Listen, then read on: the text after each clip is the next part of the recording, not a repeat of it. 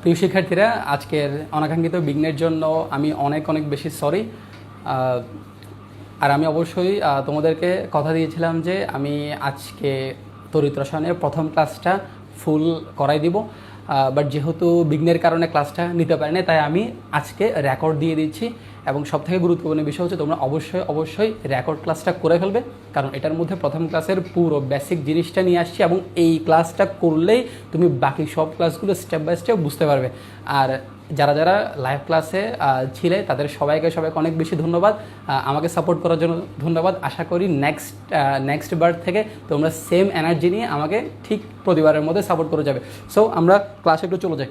ওকে, তাহলে আমি যারা যারা ক্লাসটা করে ফেলেছ তাদের জন্য আমি ছোট্ট করে আরেকটু রিভিউ দিব, অর্থাৎ প্রথম থেকে মেনলি আমি শুরু করব। তাহলে একটু খেয়াল করে একটু দেখি। আমাদের চ্যাপ্টার হচ্ছে তড়িৎ রসায়ন, ইংরেজি হচ্ছে ইলেকট্রোকেমিস্ট্রি। আচ্ছা, তাহলে আমরা একদম প্রথমে ছোট্ট করে দেখব হচ্ছে এই চ্যাপ্টারে আমরা মেইনলি কোন কোন টপিকগুলো পড়ব। আমি একটু ছোট্ট করে এই জায়গায় লিখতেছি, একটু খেয়াল করো। আমরা একদম প্রথমে আমরা এই চ্যাপ্টারে গ্যালভানিক কোষ, আমরা এই চ্যাপ্টারে গ্যালভানিক কোষ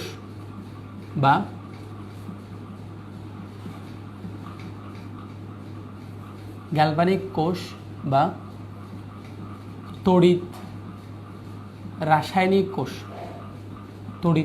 কোষ, গ্যালভানিক কোষ বা তড়িৎ রাসায়নিক কোষ নিয়ে পড়ব। তাহলে আমি প্রথমে এই চ্যাপ্টারটার ফুল টপিকগুলো সিকোয়েন্সলি লিখে যাচ্ছি, তোমরা খাতার এক কোণায় লিখে ফেলো এবং অবশ্যই সবাই খাতা কলম নিয়ে বসবে, কারণ ক্লাসটা একদম কমপ্লিটলি নোট করতে হবে। ওকে, তাহলে আসি। একদম প্রথমে হচ্ছে গ্যালভানিক কোষ বা তড়িৎ রাসায়নিক কোষ, তারপরে হচ্ছে আমরা পড়ব জারণ বিভব প্লাস বিজারণ বিভব। এই টপিকটা আমরা পড়ব, খুবই ইম্পর্ট্যান্ট টপিক, জারণ বিভব প্লাস বিজারণ বিভব। এরপরে আমরা পড়ব হচ্ছে নানস্টের সমীকরণ। এরপর আমরা পড়ব হচ্ছে নানস্টের সমীকরণের পরে আমরা পড়ব হচ্ছে তড়িৎ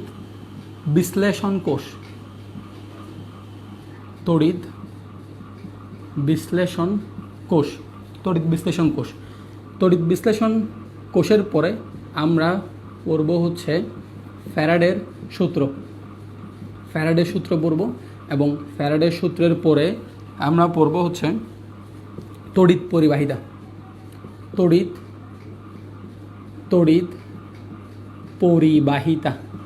তারপরে আমরা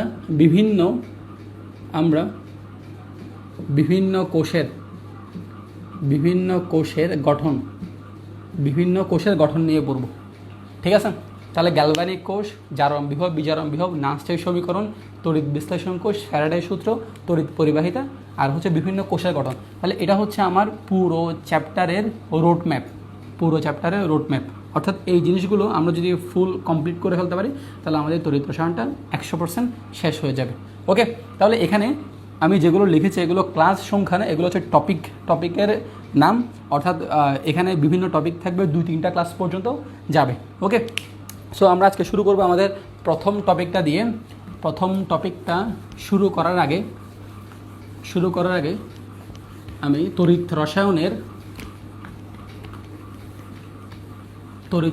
একদম বেসিক একটা জিনিস নিয়ে কথা বলে। দেখো, তড়িৎ রসায়ন বলতে নর্মালি আমরা ইলেকট্রিসিটি বা বিদ্যুৎ অর্থাৎ তড়িৎ জিনিসটাকে বোঝাচ্ছি। আর রসায়ন বলতে আমরা বোঝাচ্ছি হচ্ছে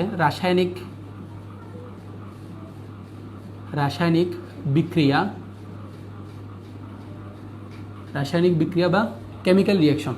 আচ্ছা, তাহলে এই চ্যাপ্টারটার মধ্যে আমরা মেইনলি হচ্ছে ইলেকট্রিসিটি তৈরি করা শিখব, এবং হচ্ছে ইলেকট্রিসিটি থেকে আমরা কিভাবে একটা রাসায়নিক বিক্রিয়া ঘটাবো এটা শিখব। তারপরে একটা রাসায়নিক বিক্রিয়া থেকে আমরা কিভাবে ইলেকট্রিসিটি তৈরি করব এটাও শিখব। তাহলে পুরা চ্যাপ্টারটা জুড়ে ইলেকট্রিসিটি থেকে কীভাবে রাসায়নিক বিক্রিয়া থেকে কীভাবে ইলেকট্রিসিটি তৈরি করবো এই জিনিসটা আমরা পুরোপুরি শিখবো। তাহলে ফুল চ্যাপ্টার জুড়ে আমাদের মেন কনসেপ্ট হচ্ছে এটা। তাহলে আমি যদি এক সাইডে একটু লিখে রাখি পুরো চ্যাপ্টারটার মেন কনসেপ্ট, সেটা হচ্ছে তড়িৎ শক্তি মানে হচ্ছে ইলেকট্রিসিটি।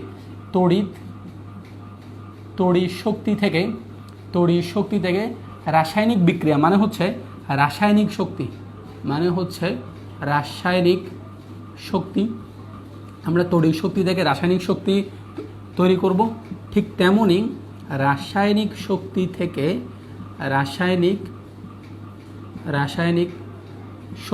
থেকে তড়িৎ শক্তিতে কনভার্ট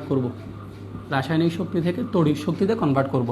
আচ্ছা, তাহলে পুরো চ্যাপ্টারটার প্রধান বিষয় হচ্ছে এটা, তড়িৎ শক্তি থেকে রাসায়নিক শক্তি থেকে তড়িৎ শক্তি। ওকে, আচ্ছা, তাহলে আমি এই মেন কনসেপ্টে যাওয়ার আগে আমি এই তড়িৎ রসায়নের ছোট্ট করে ব্যবহারটা একটু দেখে নেব, তড়িৎ রসায়নের ছোট্ট ব্যবহারটা। এবং এই ব্যবহারটা দেখবা হচ্ছে আমাদের দৈনন্দিন জীবনে অনেক কিছুর সাথে রিলেটেড। একদম প্রথমে এক নম্বর ব্যবহার হচ্ছে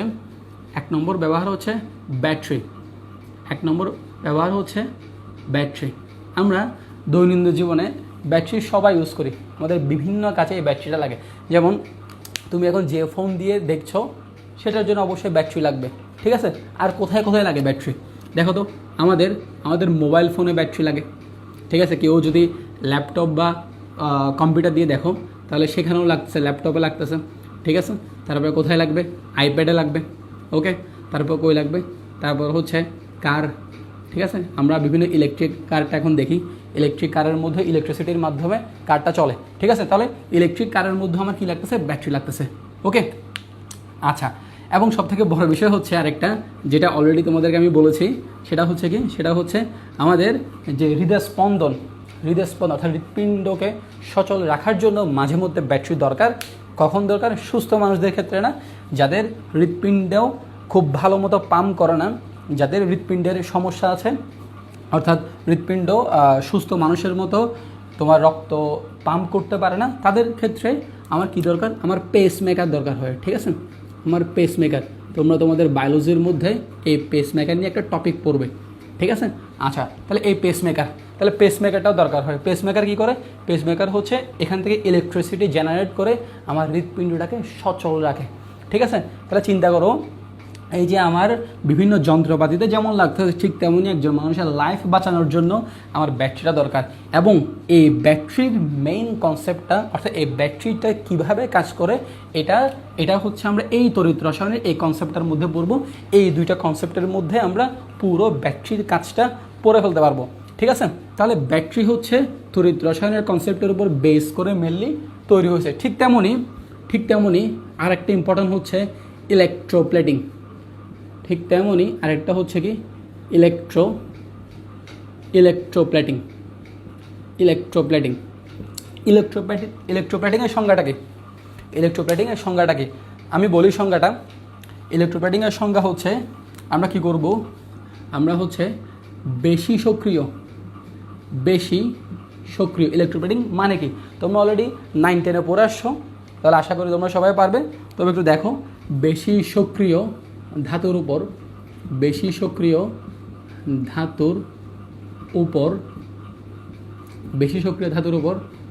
কম সক্রিয়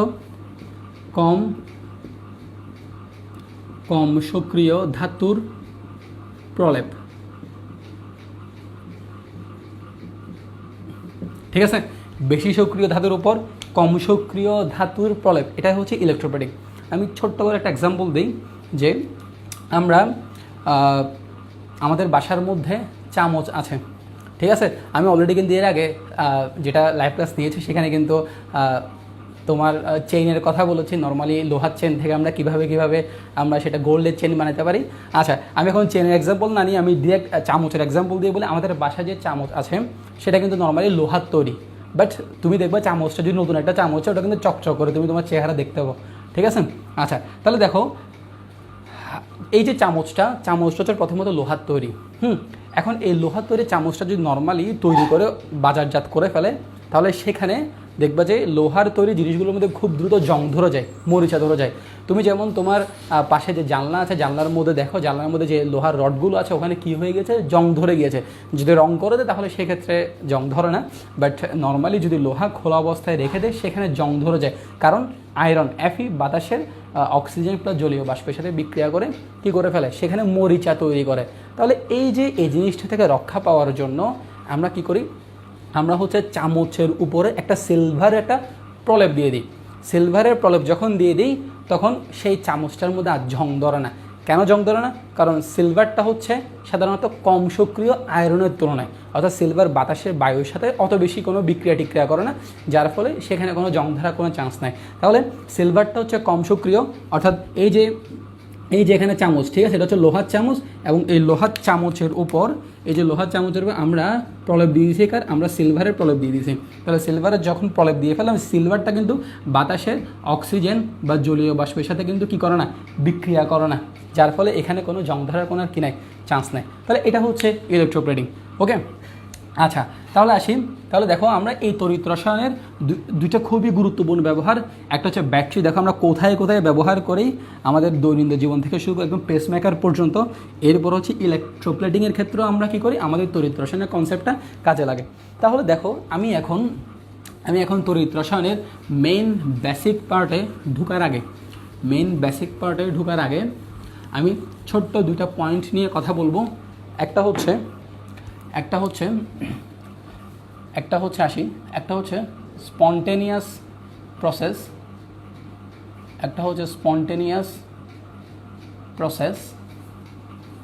আর একটা হচ্ছে নন স্পন্টেনিয়াস প্রসেস।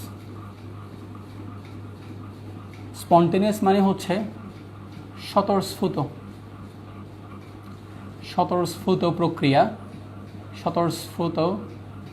প্রক্রিয়া, আর এটা হচ্ছে কি অস্বতঃস্ফূর্ত প্রক্রিয়া।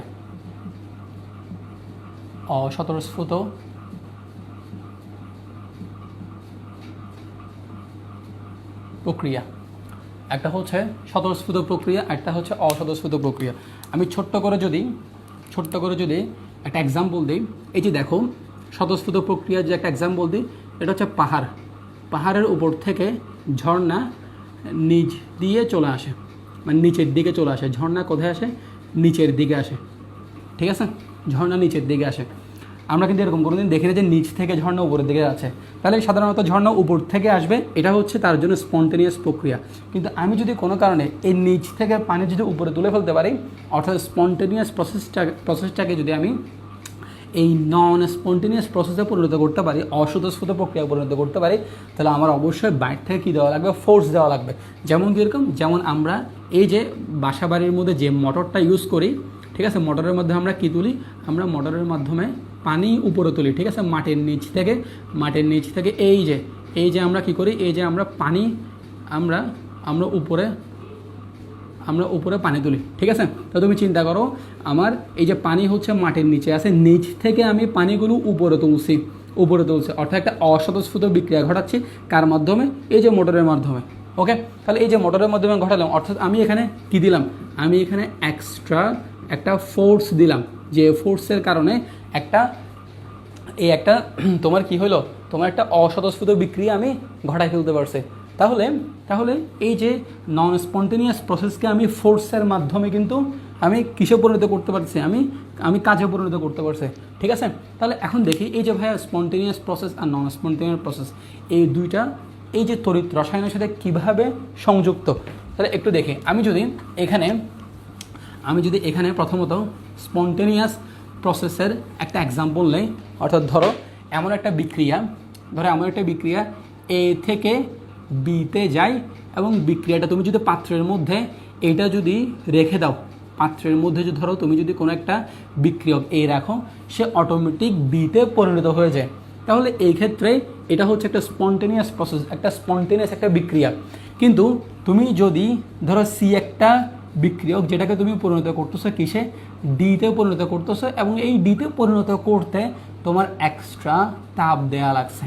তোমার এক্সট্রা তাপ দেওয়া লাগছে। তাহলে এই যে তুমি এক্সট্রা তাপ দেওয়ার কারণে সি থেকে ডিতে পরিণত হয়েছে, এক্সট্রা তাপের কারণে সি থেকে ডিতে পরিণত হয়েছে। তাহলে যেহেতু তোমার এখানে ফোর্স দেওয়া লাগছে, তাহলে এটা হচ্ছে একটা নন স্পন্টেনিয়াস প্রসেস, অর্থাৎ যেটা সাধারণত ঘটে না।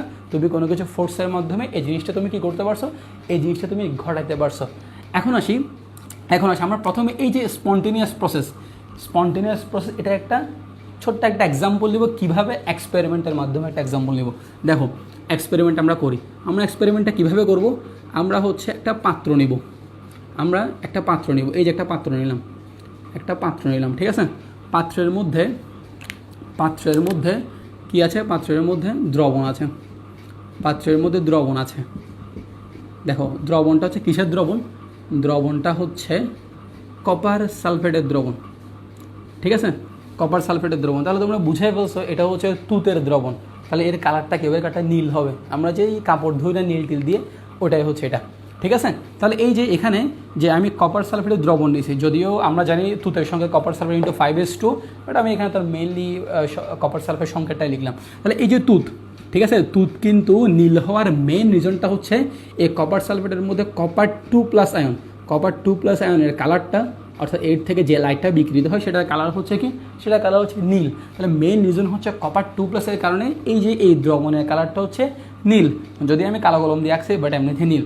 ওকে, আচ্ছা তাহলে দেখো, তাহলে এই যে এটা হচ্ছে কপার 2+। আচ্ছা দেখো তো এই দ্রবণের মধ্যে আর কি আয়ন আছে, কপার 2+ তো লিখলাম, ঠিক আছে। তাহলে এখানে কি আছে, এখানে SO4 2- আছে, কপার 2+ও আছে, SO4 2- আছে, ঠিক আছে। তাহলে এরা হচ্ছে আয়ন, এরা কি করে, এরা যেহেতু আয়ন, তাহলে এরা অবশ্যই ইলেকট্রিসিটি পরিবহন করতে পারবে, বিদ্যুৎ পরিবহন করতে পারবে। আর আমরা জানি যারা বিদ্যুৎ পরিবহন করে তাদেরকে আমরা কি বলি, তাদেরকে আমরা বলি হচ্ছে তড়িৎ বিশ্লেষ্য পদার্থ বা ইলেকট্রোলাইট, ঠিক আছে। তাহলে ইলেকট্রোলাইট কেন, কারণ এরা হচ্ছে কি করবে, এরা যেহেতু আয়ন আকারে দ্রবণে মুভমেন্ট করবে, তাহলে এরা অবশ্যই কী করবে, ইলেকট্রিসিটি পরিবহন করতে পারবে, তড়িৎ পরিবহন করতে পারবে। আচ্ছা আমরা কিন্তু এক্সপেরিমেন্ট করতেছিলাম, তাহলে পাত্র নিলাম, তারপর হচ্ছে দ্রবণ নিলাম, কপার সালফেটে নিলাম, এবং এই পাত্রের মধ্যে আমি কি করলাম, আমি একটা দণ্ড দিয়ে দিলাম, একটা দণ্ড, খেয়াল করো, একটা দণ্ড, এই দণ্ডটা হচ্ছে কিসের দণ্ড, আমি এই সাইড একটু লিখি, এই দণ্ডটা হচ্ছে জিঙ্কের দণ্ড, ঠিক আছে, এটা হচ্ছে জিঙ্কের দণ্ড। তাহলে খেয়াল করো, এখানে পাত্র আছে, দ্রবণ আছে, দ্রবণের মধ্যে একটা আমি জিঙ্কের দণ্ড ডুবাই দিলাম। ওকে, আচ্ছা তাহলে জিঙ্কের দণ্ড আমি এখানে যখন ডুবাই দিলাম, আমি এরপরে কিছুক্ষণ এখানে অবজার্ভ করব, দেখি ঘটনা কি হয়। তুমি দেখবা, তুমি যদি কিছুক্ষণ রেখে দাও, আস্তে আস্তে দেখবা যে এই জিঙ্কের দণ্ডটা আস্তে আস্তে দেখবা যে এখানে গায়েব হয়ে গেছে, মানে গলে গেছে, ঠিক আছে, একদম নিঃশেষ হয়ে গেছে জিঙ্কের দণ্ডটা থাকবে না, দ্রবণের মধ্যে পুরোটা মিশে যাবে, ঠিক আছে। তাহলে খেয়াল করো, এখানে দ্রবণের মধ্যে পুরা এই জিঙ্কের দণ্ডটা কী হয়ে গেল, এখানে মিশে গেল। ওকে, আচ্ছা তাহলে এই যে জিঙ্কের দণ্ড যেহেতু এখানে মিশে গেল, তার মানে নিশ্চয়ই এই দণ্ডের সাথে দ্রবণের কোনো না কোনো বিক্রিয়া ঘটছে। কী ঘটছে অ্যাকচুয়ালি জিনিসটা, কোনো না কোনো তো বিক্রিয়া ঘটছে। আচ্ছা তাহলে বিক্রিয়া যেহেতু করছে, আমি একটু দণ্ডটা একটা আবার আঁকি। তাহলে এখানে ছিল কি, এখানে ছিল হচ্ছে জিঙ্কের দণ্ড, এখানে ছিল জিঙ্কের দণ্ড, এবং এই দণ্ডের মধ্যে বিক্রিয়াটা ঘটছে। আচ্ছা তাহলে মনে রাখবো হচ্ছে, আমরা এই যে তড়িৎ রসায়নের মধ্যে এরকম কোনো দ্রবণের মধ্যে যদি কোনো একটা দণ্ড ডুবাই, এবং এই দণ্ডের সারফেসের মধ্যে যখন কোনো বিক্রিয়া ঘটবে, তখন এই দণ্ডগুলোকে আমরা তড়িৎ রসায়নের ভাষায় বলবো হচ্ছে ইলেকট্রোড।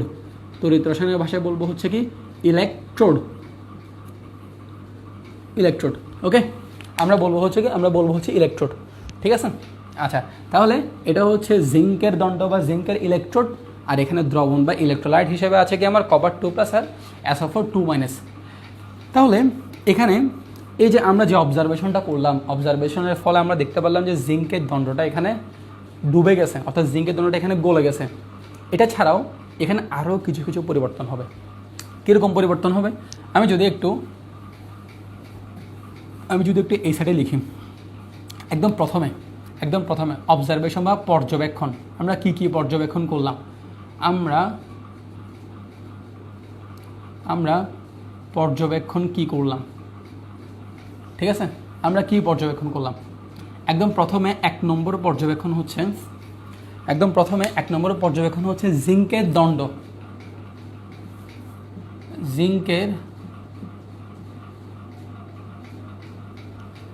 জিঙ্কের দণ্ড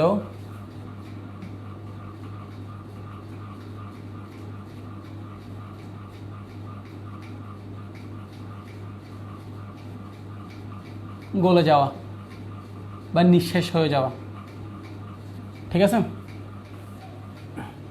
আচ্ছা, এরপরে 2 নম্বর আমরা আর একটা জিনিস দেখতে পাবো, জিঙ্কের দণ্ড তো গলে গেল, জিঙ্কের দণ্ড গলে যাওয়ার পরে আমরা যেটা মোস্ট ইম্পর্টেন্টলি যে জিনিসটা দেখতে পারবো, এই দ্রবণের কালার ছিল কি, নীল কালার ছিল। এই দ্রবণের নীল কালারটা নীল বর্ণ কার, দ্রবণের, ঠিক আছে, কার, দ্রবণের নীল বর্ণ দূরীভূত হবে, মানে নীল বর্ণটা চলে যাবে, দূরীভূত হবে। ভাই কেন, আসতেছি কেন, ঠিক আছে। তাহলে জিঙ্কের দণ্ড গলে যাবে, নীল বর্ণ দূরীভূত হবে। 3 নম্বর হচ্ছে দ্রবণে লাল অধক্ষেপ পাওয়া যাবে, লাল অধক্ষেপ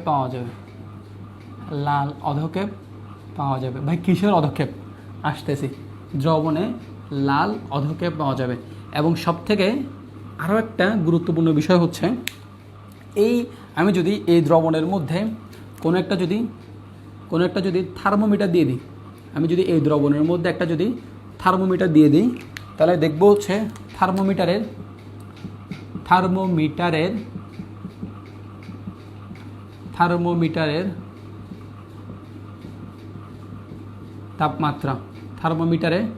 তাপমাত্রা বৃদ্ধি, অর্থাৎ টেম্পারেচারটা বেড়ে যাবে। টেম্পারেচার কেন বাড়ছে, এই যে এখানে বিক্রিয়া যেগুলো হয়েছে এদের মধ্যে বিক্রিয়ার ফলে এখানে কি উৎপন্ন হয়েছে, এখানে তাপ উৎপন্ন হয়েছে। তাহলে খেয়াল করো, আমি জিঙ্কের দণ্ডটা যখন এই জায়গায় রাখলাম, জিঙ্কের দণ্ডটা আস্তে আস্তে গলে গেল। তাহলে গলে যেহেতু গেল, অর্থাৎ দণ্ড রাখার ফলে অটোমেটিক যেহেতু তাদের মধ্যে এই বিক্রিয়াটা ঘটে যাচ্ছে, তাহলে সেটা অবশ্যই একটা স্পন্টেনিয়াস প্রসেস, একটা স্বতঃস্ফূর্ত প্রক্রিয়া। এবং এই স্বতঃস্ফূর্ত প্রক্রিয়ার ফলে আমি বাই প্রোডাক্ট হিসেবে কী পাইলাম, একটা জিনিস তো তোমরা দেখলে যে থার্মোমিটারের তাপমাত্রা বৃদ্ধি, মানে হচ্ছে থার্মোমিটারের টেম্পারেচারটা বাড়ছে। কেন বাড়ছে, তার মানে কিছু তাপ রিলিজ হয়েছে, ঠিক আছে, কিছু তাপ রিলিজ হয়েছে। ওকে, আচ্ছা, আর কি হয়েছে দেখো, আর কি হয়েছে, এখানে আরও 3টা জিনিস হয়েছে। জিঙ্কের দণ্ড গলে গেছে, নীল বর্ণ দূরীভূত হয়েছে, দ্রবণে লাল অধক্ষেপ পাওয়া গেছে। আচ্ছা, এই জিনিসগুলো কীভাবে হয়েছে একটু আমরা দেখি। প্রথমে তোমরা এগুলো একটু লিখে ফেলো, পুরো জিনিসটা লিখে ফেলো। এখন আমরা এই প্রতিটা জিনিস এক্সপ্লেন করব। আচ্ছা, আমরা একটু দেখি এবার। এই যে এখানে এই যে জিঙ্কের দণ্ড, এখানে জিঙ্কের দণ্ডের মধ্যে জিঙ্কটা সলিড আকারে আছে, ঠিক না, জিঙ্কের দণ্ডের মধ্যে জিঙ্ক সলিড আকারে আছে। এবং এই যে জিঙ্কের দণ্ডটা যখন আমি এই দ্রবণের মধ্যে দিলাম, তখন দণ্ডটা কী হয়ে গেছে, দ্রবণের মধ্যে গলে গেছে, মিশে গেছে। তাহলে এখানে এদের মধ্যে কী হয়েছে, বিক্রিয়া হয়েছে। আচ্ছা, আমরা একটু দেখবো যে এখন এই জায়গায় বিক্রিয়াটা কীরকম হয়েছে, একটু খেয়াল করি। দেখো, আমি দিলাম হচ্ছে জিঙ্কের দণ্ড, জিঙ্ক হচ্ছে সলিড, ওকে। আচ্ছা, একটু খেয়াল করো, এই যে জিঙ্ক যে সলিড দিলাম এখানে, এই জিঙ্কের সলিডটা বিক্রিয়া করছে দ্রবণের সাথে, এই দ্রবণের সাথে বিক্রিয়া করছে। দ্রবণে কি আছে, দ্রবণে আছে হচ্ছে কপার সালফেট, এবং তাদের মধ্যে কি হইলো, তাদের মধ্যে বিক্রিয়া হইলো। আচ্ছা দেখো তো, জিঙ্ক আর কপার সালফেট যখন বিক্রিয়া করবে তখন বিক্রিয়াটা কীরকম হবে। আমরা এই বিক্রিয়াটা খুবই কমন, আমরা সবাই পড়ে আসছি।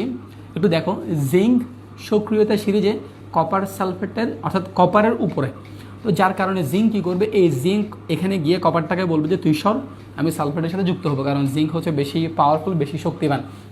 তো কী করবে, এখানে জিঙ্কটা গিয়ে তৈরি করবে হচ্ছে জিঙ্ক সালফেট প্লাস কপার। আমি একটু এই সাইডে লিখি, জিঙ্ক সালফেট প্লাস কপার, ওকে।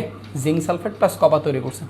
আচ্ছা, একটু খেয়াল করি, এই যে এখানে যে জিঙ্ক সালফেট আর কপার তৈরি হলো, এই যে পুরো বিক্রিয়াটা হচ্ছে একটা জারণ বিজারণ বিক্রিয়া। এখানে কীরকমভাবে জারণ বিজারণ বিক্রিয়াটা করছে দেখো, জিঙ্ক কী করলো, এই যে জিঙ্ক থেকে জিঙ্ক সালফেট উৎপন্ন করছে, এবং জিঙ্ক সালফেটটা এখানে হচ্ছে অ্যাকোয়াস, এবং এই যে কপার সালফেটটা এখানে অ্যাকোয়াস, মানে হচ্ছে তারা দ্রবণে আয়নিত আছে, জলীয় দ্রবণ। আর কপারটা কি, কপারটা হচ্ছে এখানে সলিড, কপারটা হচ্ছে সলিড, কপার ধাতুতে পরিণত হয়েছে। তাহলে খেয়াল করো, এই যে এখানে জিঙ্ক হচ্ছে সলিড আকারে আছে। কোনো কিছু যদি সলিড আকারে থাকে, অর্থাৎ নিউট্রাল যেহেতু মৌলটা, এবং নিউট্রাল মৌলের ক্ষেত্রে আমরা জানি তার জারণ অবস্থা বা অক্সিডেশন স্টেটটা কত হয়, অক্সিডেশন স্টেট হয় 0।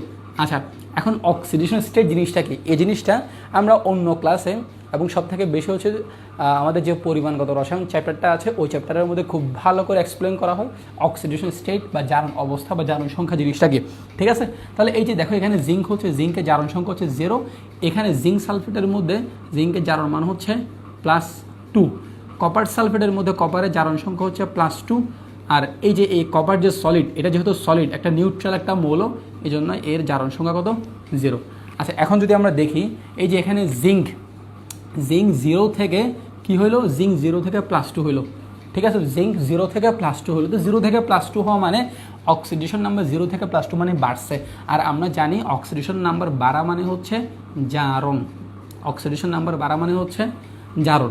ঠিক আছে, আর দেখো এখানে কপার সালফেটের কপার +2 থেকে হয়েছে কত, কপার +2 থেকে হয়েছে কপার 0, অর্থাৎ অক্সিডেশন নাম্বারটা কমে গেছে, +2 থেকে 0 হয়েছে।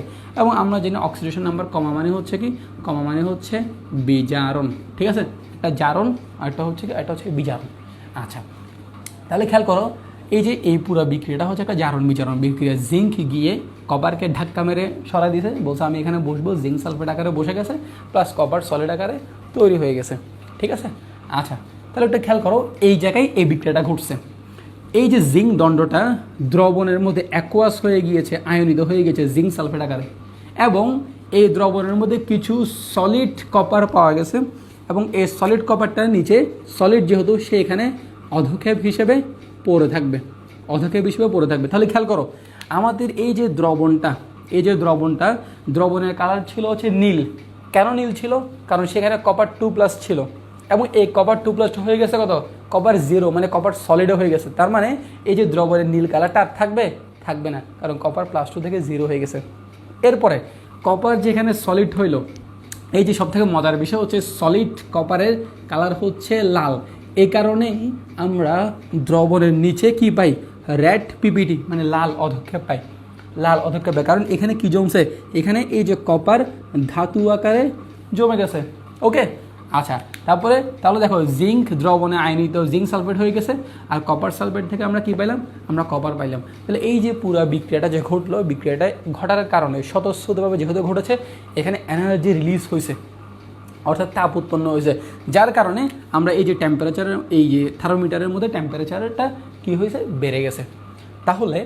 তাহলে আমার এই যে পুরো বিক্রিয়াটার জন্য যা যা হয়েছে, এই যে এখানে যে কারণগুলো ছিল, 4টা কারণ, সবগুলো আমি এক্সপ্লেন করে দিলাম। আশা করি জিনিসটা বুঝাই ফেলছো।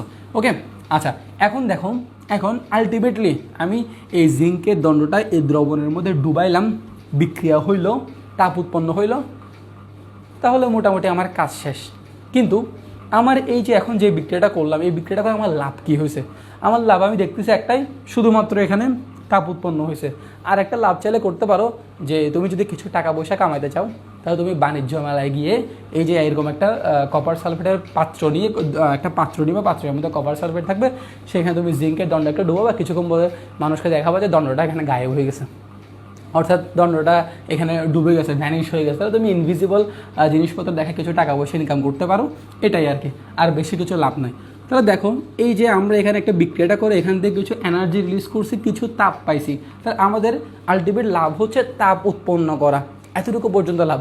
তাহলে আমি তাপ দিয়ে কী করবো, আমার এই চ্যাপ্টারের মেইন টপিক হচ্ছে আমি তড়িৎ থেকে রাসায়নিক শক্তি করব, রাসায়নিক শক্তি থেকে তড়িৎ করব। তাহলে এখানে জিঙ্ক, কপার, সালফেট এগুলো সবগুলো হচ্ছে এক একটা মৌল যৌগ, এদের মধ্যে একটা রাসায়নিক শক্তি আছে। তারা যখন বিক্রিয়া করছে, বিক্রিয়ার ফলে কিছু রাসায়নিক শক্তি, কিছু এনার্জি রিলিজ হয়েছে। কী আকারে রিলিজ হয়েছে? তাপ আকারে রিলিজ হয়েছে, যার কারণে থার্মোমিটারের টেম্পারেচারটা বাড়ছে। তাহলে দেখো তো, এই যে কেমিক্যাল রিয়াকশন থেকে, রাসায়নিক শক্তি থেকে তাপ যেটা উৎপন্ন হয়েছে, এই তাপটাকে আমি তাপ আকারে যাইতে না দিয়ে যদি ইলেকট্রিসিটিতে কনভার্ট করতে পারি, তাহলে তো একদম পারফেক্ট হয়ে যাচ্ছে। আমার কেমিক্যাল রিয়াকশন থেকে আমি ইলেকট্রিসিটি পেয়ে যাচ্ছি।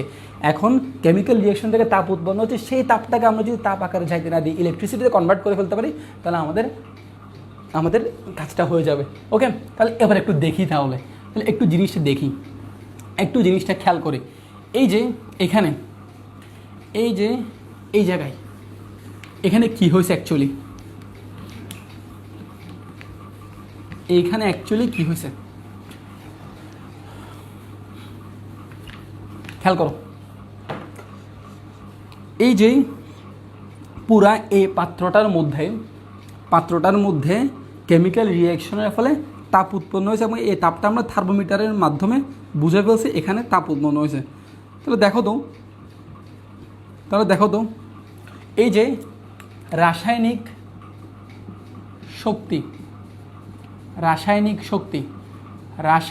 শক্তি থেকে আমরা কি পাচ্ছি? রাসায়নিক শক্তি থেকে আমরা পাচ্ছি হচ্ছে তাপ শক্তি। কিন্তু আমরা এই তাপ শক্তিটাকে যদি তড়িৎ শক্তিতে কনভার্ট করে ফেলতে পারি, তাহলে আমাদের কাঙ্ক্ষিত উদ্দেশ্যটা পূরণ হয়ে যাবে। আমরা রাসায়নিক শক্তিকে তড়িৎ শক্তিতে রূপান্তর করে ফেলতে পারবো। এখন কীভাবে করতে পারে? আমি যদি এই যে জিঙ্কের দণ্ডটার সাথে একটা তার যুক্ত করে দিই, তাহলে খেয়াল করো, আমি যদি এই জিঙ্কের দণ্ডটার সাথে একটা তার যুক্ত করে দিই, এবং এই তারটা আমি যদি অন্য আরেকটা যদি আমি এরকম একটা সিস্টেমের সাথে যুক্ত করে দিই। ধরো আমি এখানে সিস্টেমটা আঁকি, এই জায়গায় আমি একটা পাত্র আঁকলাম, ঠিক আছে? এই জায়গায় আমি একটা পাত্র আঁকলাম, ওকে। এবং এই পাত্রের মধ্যে কি আছে? পাত্রের মধ্যেও দ্রবণ আছে, এবং এখানেও কি আছে? এখানেও ইলেকট্রোড আছে। এখানেও কি আছে? এখানেও ইলেকট্রোড আছে। খেয়াল করো, আমি যদি এই যে জিঙ্কের দণ্ডটার সাথে এখানে একটা যদি তার লাগা দিতে পারি, এবং এই তারটার সাথে যদি আমি এদিকে আরেকটা কোনো কিছু কানেকশন করে দিই, তাহলে আমার এই যে এখানে যে তাপটা উৎপন্ন হচ্ছে, সেইটা এই যে এই ইলেকট্রোডের মাধ্যমে ইলেকট্রিসিটিতে কনভার্ট হতে পারবে। তাহলে খেয়াল করো, এই যে এখান থেকে যদি এই দণ্ডটা থেকে যদি কোনো একটা ইলেকট্রিসিটি কনভার্ট হয়, ঠিক আছে, ইলেকট্রিসিটি তৈরি হয়, ঠিক আছে, মানে হচ্ছে ইলেকট্রনের প্রবাহ তৈরি হয়। কারণ আমরা জানি বিদ্যুৎ প্রবাহ মানে হচ্ছে কি ইলেকট্রনের প্রবাহই বিদ্যুৎ প্রবাহ। যদি এখানে বিদ্যুৎ পরিবহন হয় এবং এই বিদ্যুৎটা যদি এখানে এই সিস্টেমটার মধ্যে যদি চলে আসে, তাহলে এখন যে এই জায়গায় যদি বিদ্যুৎ যে পরিবহন হবে, এটা আমি বুঝবো কীভাবে? এটা আমি বুঝবো হচ্ছে, আমি এই জায়গায় যদি একটা ছোট্ট করে যদি একটা বাল্ব লাগাই দিই, তাহলে দেখবো যে বাল্বটা কী হয়েছে? বাল্বটা জ্বলে উঠবে, ঠিক আছে? তাহলে চিন্তা করো, এই যে সিস্টেমটার মধ্যে যে তাপটা উৎপন্ন হয়েছে, এটা আমি কী করলাম? এটা আমি এখন ইলেকট্রিসিটিতে কনভার্ট করে ফেললাম। এখন আসি, এই জিনিসটা কিভাবে কনভার্ট হয়েছে, এটা হচ্ছে আমাদের মেইন বিষয়। তাহলে খেয়াল করো, আমি কি করলাম? রাসায়নিক শক্তি থেকে তড়িৎ শক্তিতে কনভার্ট করছি। তাহলে এই রাসায়নিক শক্তি থেকে তড়িৎ শক্তিতে কনভার্ট করার জন্য আমার একটা সিস্টেম দরকার। এই যে একটা তোমার সামনে একটা পুরো একটা সিস্টেম আছে, এই পুরো একটা সিস্টেমকে আমরা বলবো হচ্ছে একটা কোষ। বা একটা হচ্ছে সেল, ঠিক আছে? কোষ বা সেল। তাহলে চিন্তা করো, এই কোষ বা সেলের কাজটা কি? এই কোষ বা সেলের কাজটা হচ্ছে যে রাসায়নিক শক্তি থেকে তড়িৎ শক্তি কনভার্ট করা। তাহলে যে কোষটা রাসায়নিক শক্তি থেকে তড়িৎ শক্তিতে কনভার্ট হয়, অর্থাৎ রাসায়নিক শক্তিকে তড়িৎ শক্তিতে কনভার্ট করে, সেই কোষটাকে বলা হয় তড়িৎ রাসায়নিক কোষ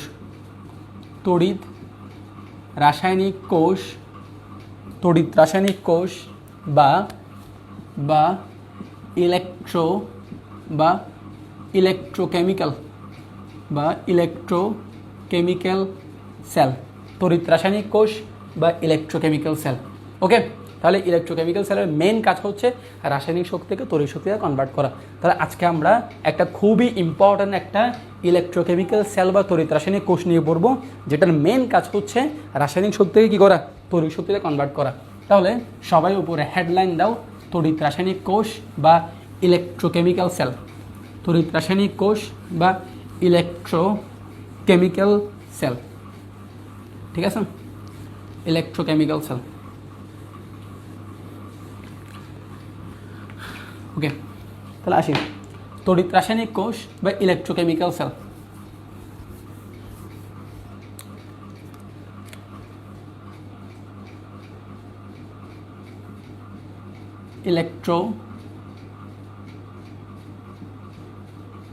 ইলেকট্রোকেমিক্যাল সেল বা তড়িৎ রাসায়নিক কোষ।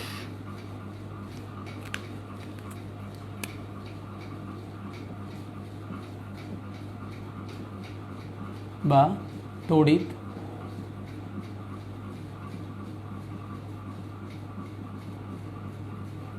ইলেকট্রোকেমিক্যাল সেল বা তড়িৎ রাসায়নিক কোষ। আচ্ছা, আমরা এখানে ইলেকট্রোকেমিক্যাল সেল হিসেবে মেনলি প্রধানত এক্সাম্পল হিসেবে আমরা ড্যানিয়েল কোষকে নিব। ড্যানিয়েল কোষ। আচ্ছা, এখন স্যার ড্যানিয়েল কোষ জিনিসটা কি? ইলেকট্রোকেমিক্যাল সেল বা তড়িৎ রাসায়নিক কোষের বিভিন্ন ধরনের এক্সাম্পল আছে, তার মধ্যে একটা হচ্ছে ড্যানিয়েল কোষ। ড্যানিয়েল কোষ কাদেরকে বলা হয়? যেইখানে আমরা ইলেকট্রোড হিসেবে, যেই কোষের মধ্যে আমরা ইলেকট্রোড হিসেবে জিঙ্ক ও কপারকে ব্যবহার করি। ইলেকট্রোড হিসেবে জিঙ্ক ও কপারকে ব্যবহার করি, এটা হচ্ছে আমাদের কী কোষ? ড্যানিয়েল কোষ। তাহলে আমি এখন ড্যানিয়েল কোষটা আঁকবো। তো ড্যানিয়েল কোষটা আঁকতে হলে একদম প্রথমে হচ্ছে আমি এই জায়গায় এখানে একটা পাত্র নিব। তাহলে দেখো তোমরা কিভাবে আঁকবে। এখানে একটা পাত্র নিব,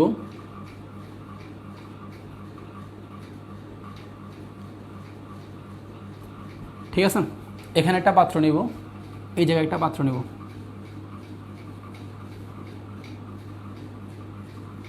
আচ্ছা, এখানে কি থাকবে? এখানে দ্রবণ থাকবে। ওকে, দ্রবণটা হচ্ছে এই জায়গায় জিঙ্ক সালফেটের দ্রবণ। খেয়াল করো, দ্রবণ হচ্ছে জিঙ্ক সালফেটের দ্রবণ। এই পাত্রের মধ্যে একটা দ্রবণ থাকবে। তাহলে দেখো, এই জিনিসটা কিন্তু পরীক্ষার মধ্যে আসে, আমাদের কিভাবে ড্যানিয়েল কোষটা গঠন করতে হয় এটা আমাদের অবশ্যই মনে রাখতে হবে এবং বুঝতে হবে। তাহলে এখানে জিঙ্ক সালফেট আছে, এখানে আছে কি? এখানে আছে হচ্ছে কপার সালফেট। তাহলে দ্রবণ হিসেবে এই জায়গায় জিঙ্ক সালফেট, এখানে হচ্ছে কপার সালফেট। আমি এখন কি করব?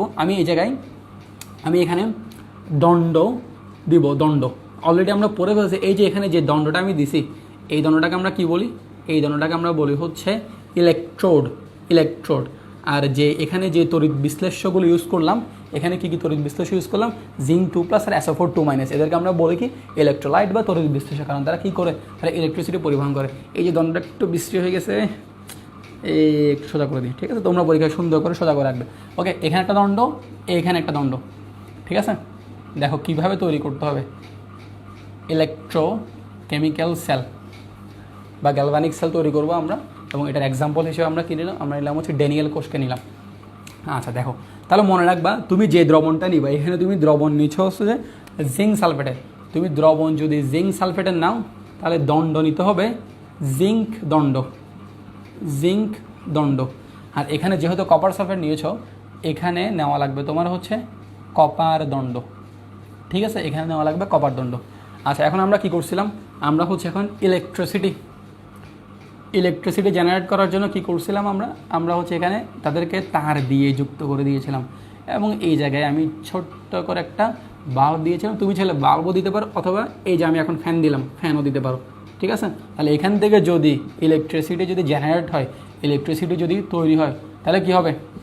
তাহলে এই ফ্যানটা সাঁই করে ঘুরবে। ওকে, আচ্ছা, তাহলে এরকম অনেকে বানাইছে না? ছোটোবেলায় দেখছো না ছোটো ছোটো ফ্যান ট্যান বানায় ঘুরাচ্ছে? তাহলে কাহিনী হচ্ছে এভাবেই। ওকে, তাহলে দেখো এবার আসি আমাদের মেইন এখন যে জিনিসটা বুঝতে হবে, এখানে ইলেকট্রিসিটিটা কীভাবে জেনারেট হয় এই জিনিসটা ইম্পর্টেন্ট। একটু খেয়াল করো ইলেকট্রিসিটি কীভাবে জেনারেট হয়। দেখো জিঙ্ক দণ্ডটাকে তুমি যখন জিঙ্ক সালফেটের মধ্যে ডুবাবা, খেয়াল করো জিঙ্ক দণ্ডটাকে তুমি যখন জিঙ্ক সালফেটের মধ্যে ডুবাবা, এই দণ্ড আর এই দ্রবণের এই যে পৃষ্ঠতলে এখানে একটা বিভব ক্রিয়েট হয়, একটা পটেনশিয়াল ক্রিয়েট হয়, ঠিক আছে। এই পটেনশিয়ালের জন্য জিঙ্ক দণ্ড কী করবে, জিঙ্ক দণ্ড মানে কি, দণ্ড মানে তো এই তো জিঙ্ক সলিড আকারে আছে ধাতু, এই সলিডটা সে সলিড আকারে থাকতে পারবে, সে লাফালাফি করবে, অর্থাৎ সে সলিড আকারে না থেকে সে ঠুসঠাস করে দ্রবণে চলে আসতে চাইবে। আচ্ছা দেখো তো সে যদি দ্রবণে চলে আসতে চায়, দ্রবণে তো সে এত জিঙ্ক দণ্ড আকারে থাকতে পারবে না, দ্রবণে চলে আসা মানে কি সে আয়ন হইতে হবে, জিঙ্ক 2+ হইতে হবে। তাহলে খেয়াল করো জিঙ্ক কী করলো, এই যে দণ্ড থেকে দ্রবণে চলে আসলো কি আকারে, জিঙ্ক 2+ আকারে, দণ্ড থেকে দ্রবণে চলে আসলো কি আকারে, জিঙ্ক 2+ আকারে। তাহলে জিঙ্ক 2+ আকারে যখন আসলো তার মানে দেখি বলো তো, জিঙ্ক 0 থেকে তার এখানে 2+ হয়েছে, তার মানে এখানে কি ঘটছে, এখানে ঘটছে হচ্ছে জারণ ঘটছে, জারণ সংখ্যা যদি বৃদ্ধি পায় তখন সেখানে কি ঘটে, জারণ ঘটে। আচ্ছা খেয়াল করো তো জিঙ্ক থেকে জিঙ্ক 2+ হলো, অর্থাৎ সে জিঙ্ক 2+ আকারে দ্রবণে চলে আসছে। তাহলে 0 থেকে জিঙ্ক 2+ হলো, তার মানে সে কয়টা ইলেকট্রন ছেড়ে দিছে, সে 2টা ইলেকট্রন ছেড়ে দিছে। এই যে ইলেকট্রনগুলো এখানে জমা হবে, ইলেকট্রনগুলো এখানে কী হবে, এই জায়গায় এই দণ্ডটার মধ্যে জমা হবে। এখন তুমি যদি তার যুক্ত করে দাও, এই ইলেকট্রনগুলো এদিক দিয়ে যাওয়া শুরু করবে, ইলেকট্রন যাবে কি এখানে এসে ইলেকট্রনগুলো ওয়েট করবে। কার জন্য ওয়েট করবে একটু করে বলছি। তাহলে খেয়াল করে ইলেকট্রন যদি এখানে যাওয়া শুরু করে, তাহলে ইলেকট্রনের প্রবাহ যেহেতু হবে, তাহলে এখানে ইলেকট্রিসিটি ক্রিয়েট হবে। ইলেকট্রিসিটি যদি ক্রিয়েট হয় তাহলে এখানে কী হবে, এখানে ফ্যানটা ঘুরতে থাকবে, ঠিক আছে। তাহলে খেয়াল করো জিঙ্ক 2+ হয়ে দ্রবণে ঠুস করে চলে আসছে, দণ্ড থেকে জিঙ্ক 2+ আকারে চলে আসছে, এবং তার মানে 2টা ইলেকট্রন সে কী করলো, সে ছেড়ে দিল, ঠিক আছে। আচ্ছা একটু খেয়াল করো ইলেকট্রনগুলো এবার এদিক দিয়ে এই জায়গায় আসলো ইলেকট্রনগুলো। এখন এখানে কি হবে, এই দ্রবণের মধ্যে কি আছে, কপার সালফেট মানে কি কপার 2+, আর হচ্ছে কি SO4 2-, কপার 2+, SO4 2-, ঠিক আছে। আচ্ছা দেখো তো এখানে এই যে কপার 2+টা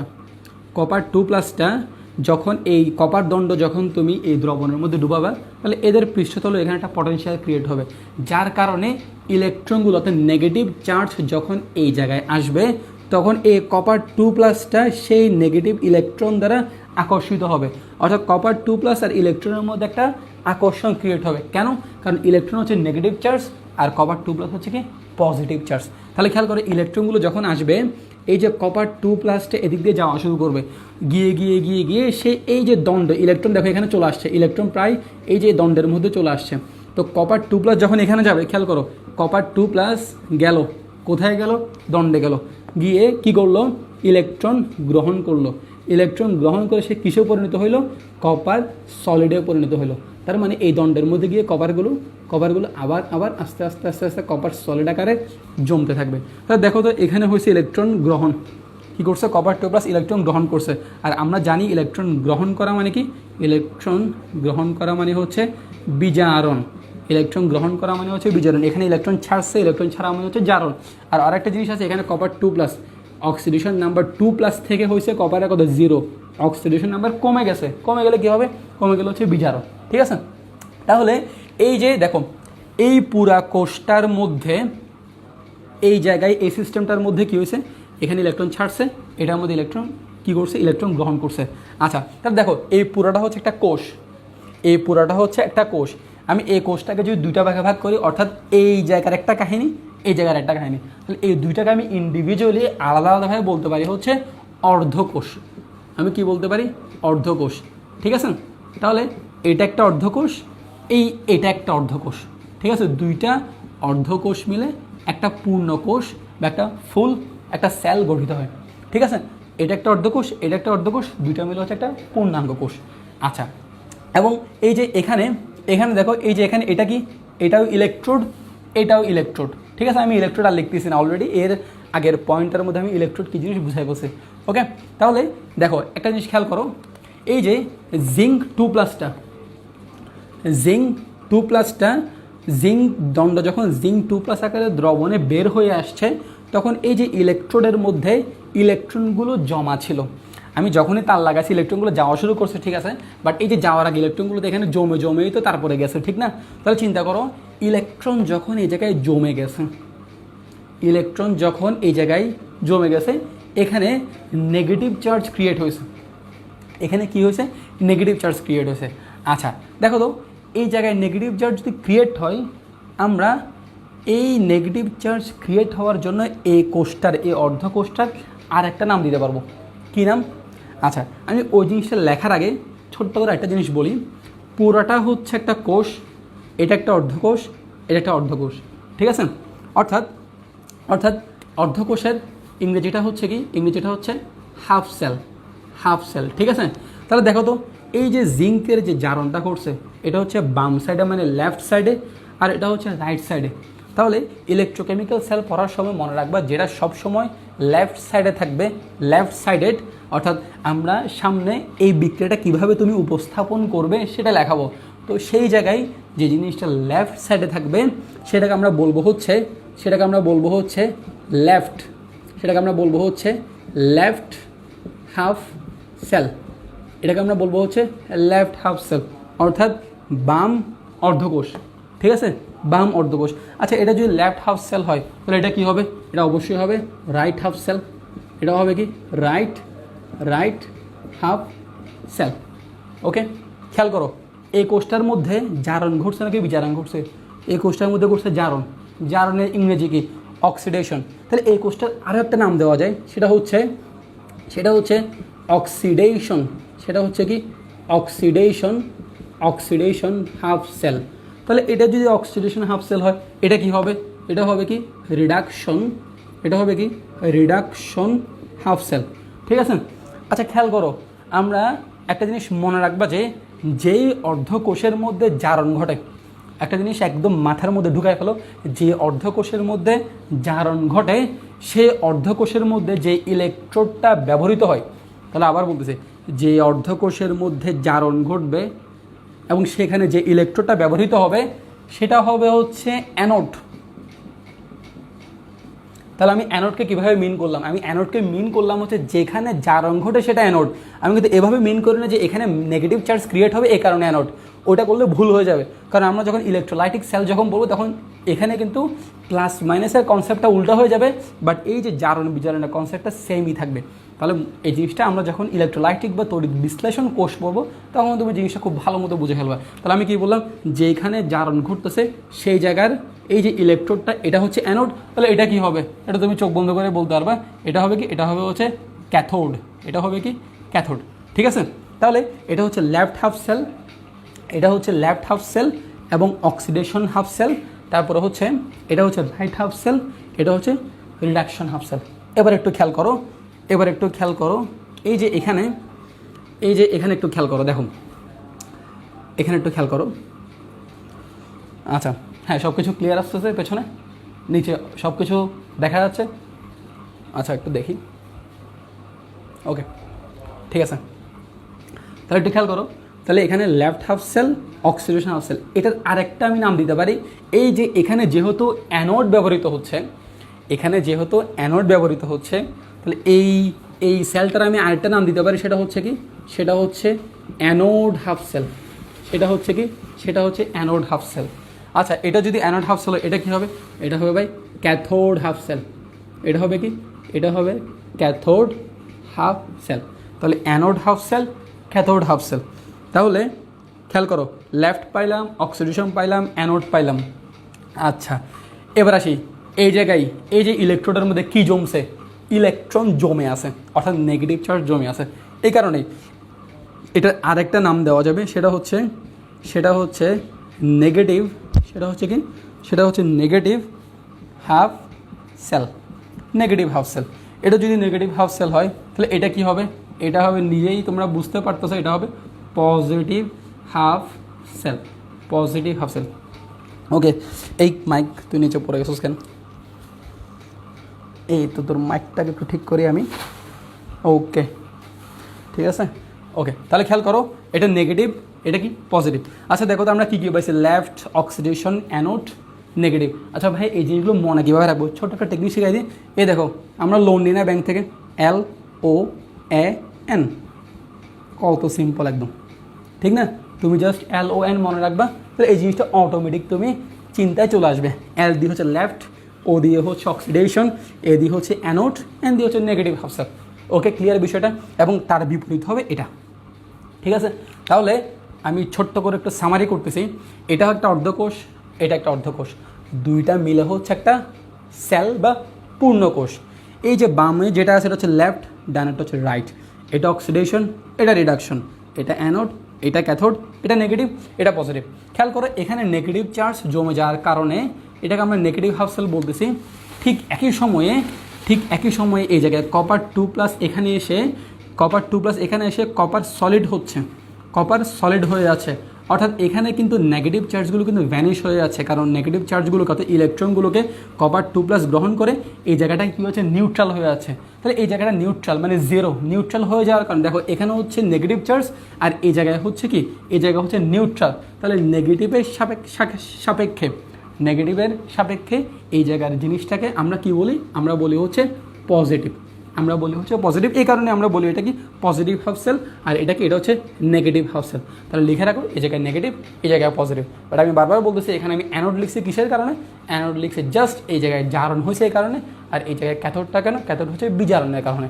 ওকে, আচ্ছা তাহলে আমার মোটামুটি তড়িৎ রাসায়নিক কোষ কীভাবে আঁকবো, কীভাবে আমি তৈরি করব, এটা শেষ। ওকে, এখন জাস্ট একটু দেখবো আমি এই যে কোষটাকে আমি কিভাবে রিপ্রেজেন্ট করব। তাহলে খেয়াল করো কীভাবে রিপ্রেজেন্ট করবো, একটু দেখো আমি কিভাবে রিপ্রেজেন্ট করব। এই যে এখানে দেখো, এখানে হচ্ছে জিঙ্ক, এই জায়গায় জিঙ্কের দণ্ড ছিল, এটা ছিল হচ্ছে সলিড, এই যে জিঙ্ক সলিড থেকে জিঙ্ক কিসে পরিণত হয়েছে, জিঙ্ক 2+ পরিণত হয়েছে। এই দেখো জিঙ্ক সলিড থেকে জিঙ্ক 2+। তাহলে আমি যদি এভাবে লিখি জিঙ্ক থেকে হয়েছে জিঙ্ক 2+। আচ্ছা দেখো তো এখানে আছে কপারের দণ্ড, তাহলে কি কপারের দণ্ড মানে কি, কপার সলিড না। আচ্ছা সরি, কপার, আমি বিক্রিয়াটা পুরোটাই লিখি, জিঙ্ক থেকে জিঙ্ক 2+। এখানে আমি এটার মতো করে লিখি, এখানে দণ্ডের মধ্যে কি আছে, দণ্ডের মধ্যে আছে কপার 2+, সরি দণ্ড বলতেছি, এখানে দ্রবণের মধ্যে আছে কপার 2+, দ্রবণের মধ্যে কি আছে কপার 2+। এখানে কপার 2+ থেকে দেখো একটু বিক্রিয়াটা দেখো, কপার 2+ 2 ইলেকট্রন গ্রহণ করে কপার সলিড হয়েছে, কপার 2+ থেকে এখানে কি হলো, কপার সলিড হইলো। তাহলে জিঙ্ক থেকে জিঙ্ক 2+, কপার 2+ থেকে কপার সলিড। তাহলে আমি কীভাবে রিপ্রেজেন্ট করবো, এইভাবে লিখে ফেলার পর এখানে মাঝখানে আমি এটা কি দেবো, মাঝখানে একটা লম্বা করে একটা দাগ দেবো। তাহলে খেয়াল করো জিঙ্ক থেকে জিঙ্ক 2+, কপার 2+ থেকে কপার, এই পুরা কোষটাকে আমি এভাবে রিপ্রেজেন্ট করবো। তার মানে পরীক্ষায় যদি অথবা কোনো জায়গায় যদি তোমাকে এরকম একটা কোষের রিপ্রেজেন্টেশন করে, অর্থাৎ এভাবে যদি দিয়ে দেয়, তাহলে তোমার পুরো কাহিনিটা বুঝতে হবে এই কোষটা এভাবে ক্রিয়েট হয়েছে।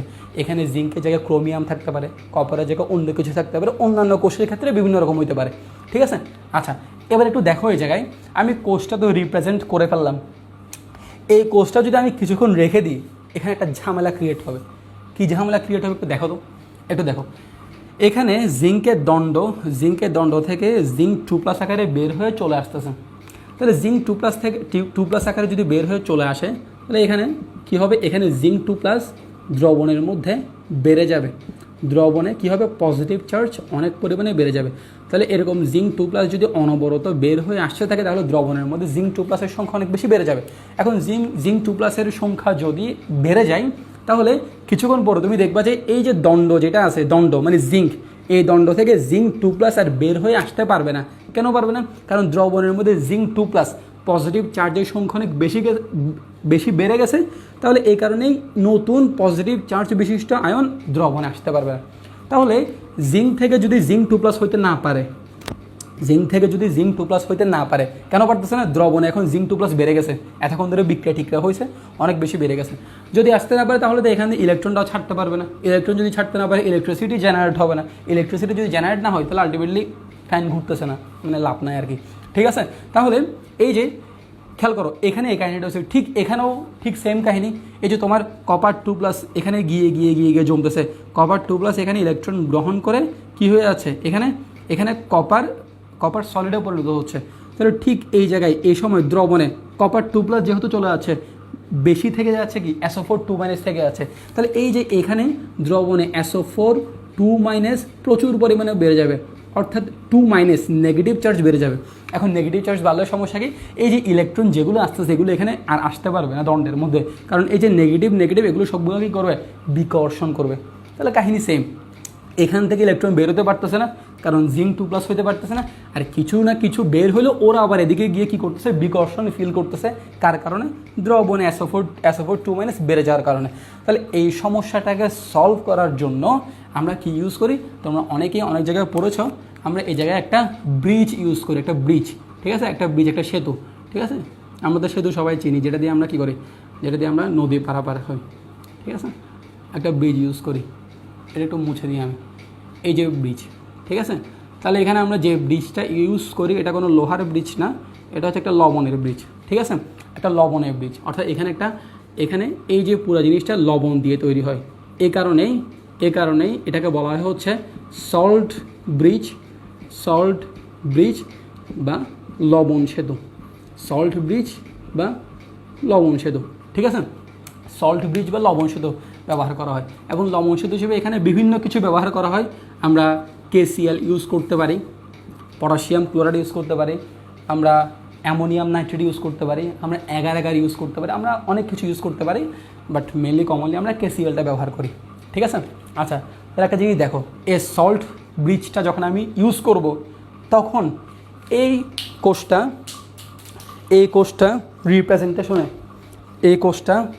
রিপ্রেজেন্টেশনে একটু চেঞ্জ আসবে। কীরকম চেঞ্জ আসবে, আমি যখন ব্রিজ ইউজ করি নাই তখন ওকে কলম খেয়াল করো, আমি যখন ব্রিজটা ইউজ করি নাই তখন আমি দাগ দিয়েছিলাম একটা, বাট আমি যখন সল্ট ব্রিজ ইউজ করব তখন আমি এখানে দাগ দেবো হচ্ছে 2টা। ওকে, অর্থাৎ সল্ট ব্রিজ ইউজ করলে এখানে দাগ 2টা দিতে হবে, একটু মনে রাখবা, ঠিক আছে। আচ্ছা, সল্ট ব্রিজ ইউজ করে লাভটা কি হচ্ছে দেখো, এখানে KCl আছেন, যখন তোমার বিক্রিয়া অনেকক্ষণ ধরে হবে, অনেক সময় ধরে হবে, তখন এখানে দ্রবণের মধ্যে জিঙ্ক 2+ পরিমাণটা বেড়ে গেছে, অর্থাৎ পজিটিভ চার্জ বেড়ে গেছে।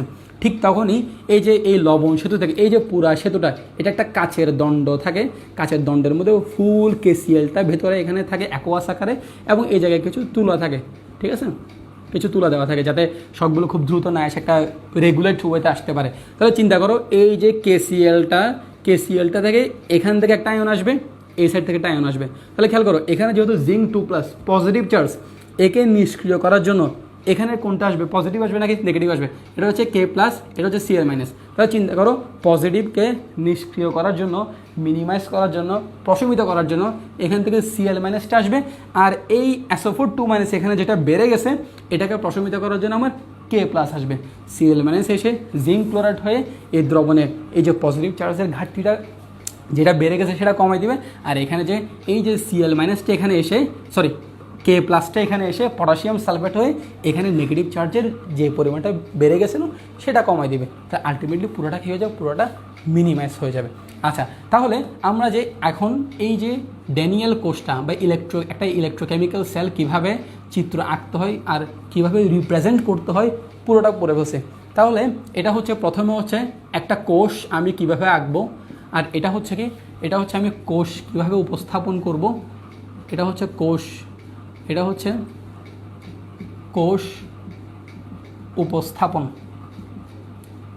উপস্থাপন বা সেল রিপ্রেজেন্টেশন। আর আরেকটা জিনিস পড়তে হবে, এটা হচ্ছে আমার কি, কোষ বিক্রিয়া। এটা হচ্ছে আমার কোষ বিক্রিয়াটা আমার করা লাগবে, কোষ বিক্রিয়া। তাহলে কোষ বিক্রিয়াটা কীভাবে হচ্ছে এটা খেয়াল করো, একদম ইজি। এই যে জিঙ্ক থেকে হয়েছে জিঙ্ক 2+, সে কী করছে, 2টা ইলেকট্রন ত্যাগ করছে। আবার এদিকে কপার 2+ কী করছে, 2টা ইলেকট্রন, কোন 2টা ইলেকট্রন, এই যে 2টা ইলেকট্রন গ্রহণ করে কপার সলিডে পরিণত হয়েছে, ঠিক আছে, কপার সলিডে পরিণত হয়েছে। তাহলে কোষ বিক্রিয়াটা আমরা কীভাবে করবো, এই 2টা বিক্রিয়া আমরা যোগ করে দেবো, ঠিক আছে। তাহলে যোগ করলে এখন কীরকম হবে, যোগ করে দিই। দেখো, এই যে 2টা ইলেকট্রন, এখানে 2টা ইলেকট্রন, কাটাকাটি চলে গেল। আর এখানে কি থাকলো, এখানে হচ্ছে জিঙ্ক প্লাস কপার 2 প্লাস বিক্রিয়া করে হবে কি, এখানে হবে জিঙ্ক 2 প্লাস, এখানে হবে কপার। ঠিক আছে, এটা হচ্ছে সলিড, এটা হবে কি অ্যাকোয়াস। জিঙ্ক 2 প্লাস অ্যাকোয়াস মানে কি, তার মানে আরেকটা কোনো একটা আয়নের সাথে যুক্ত আছে, অর্থাৎ জিঙ্ক সালফেট আকারে আছে। কপার 2 প্লাস এটা আছে অ্যাকোয়াস, আর জিঙ্ক এখানে কি, জিঙ্ক এখানে হচ্ছে সলিড। তাহলে এটা হচ্ছে পুরা এই যে পুরা সেলটার, এই কোষটার আলটিমেট কোষ বিক্রিয়া। এবং অবশ্যই একটা জিনিস মনে রাখতে হবে যে এই যে কোষ বিক্রিয়াটা যখন তুমি লিখবা, অর্থাৎ লাস্ট যে কোষ বিক্রিয়া লাইনটা, সেই জায়গায় কিন্তু কোনো ইলেকট্রন থাকবে না, অর্থাৎ ইলেকট্রন আগেই আমার কাটাকাটি করে ফেলতে হবে। কাহিনী বুঝা গেছে? অর্থাৎ লাস্ট লাইনটার মধ্যে কোনো ইলেকট্রন থাকবে না, ইলেকট্রন আমার আগে কাটাকাটি চলে যাবে। এখন কোনো সময় যদি ইলেকট্রন কোনো দিকে বেশি কোনো দিকে কম হয়, সেই ক্ষেত্রে আমরা কী করতে হবে, সেই ক্ষেত্রে আমার গুণটুল করে মিনিমাইজ করতে হবে। ঠিক আছে? আচ্ছা, তাহলে আশা করি জিনিসটা সবাই বুঝে ফেলছো। একটু সবাই লিখে ফেলো। আমাদের ক্লাস প্রায় শেষের দিকে। আমি তোমাকে এখন ছোট্ট একটা কোষ রিপ্রেজেন্ট করব এবং ওইটা তোমাকে হোমওয়ার্ক দেবো, তুমি কীভাবে কোষটা পুরাটা আঁকবা। আমি রিপ্রেজেন্টেশন করে দেবো, একটা কোষ উপস্থাপন করে দেবো তোমার সামনে, তুমি পুরাটা হোমওয়ার্ক হিসেবে তুমি খাতায় আঁকবা এবং সাথে কোষ বিক্রিয়াটা লিখবা। একটু পুরোটা লিখে ফেলো।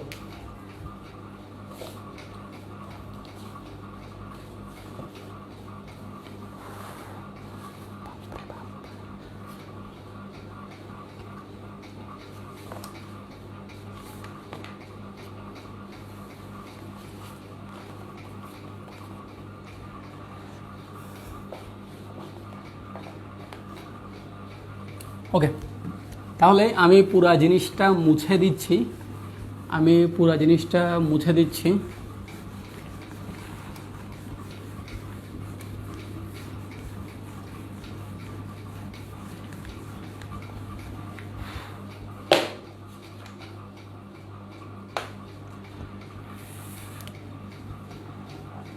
ওকে, তাহলে আমি একটা কোষ রিপ্রেজেন্ট করতেছি, একটু খেয়াল করো।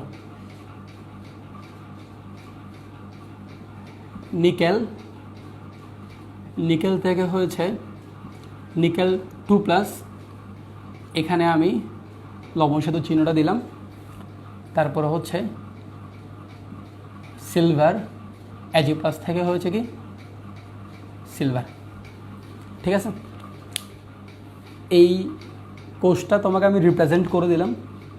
তুমি কিভাবে এটা চিত্র আঁকবে, প্লাস হচ্ছে এটার কোষ বিক্রিয়াটা তুমি লিখবে। ঠিক আছে?